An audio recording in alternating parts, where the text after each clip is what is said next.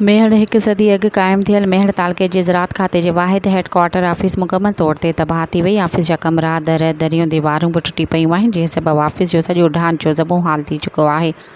ज़राअत खाते जे headquarter office में मेहड़ तालुक़े जे मुख़्तलिफ़ ॻोठनि ऐं इलाइक़नि खां कम सांघे आयल आबादगार हारिन ज़ाकिर ख़ासकिल क़ुर्बान चांडियो ग़ुलाम हुसैन ॿियनि चयो त ज़राअत खाते जे हेडक्वार्टर ऑफ़िस जेका हिकु सदी खां अॻु जी तामीर थियल आहे, पर अफ़सोस जो गुज़र केतिरनि सालनि खां मरम्मत ऐं सार संभाल खां वांझियल आहे, जंहिं करे इमारत ख़स्ता हालत में अची वई आहे। ऑफ़िस में न पंहिंजो पाणी आहे, न वेहण लाइ बेंच आहे।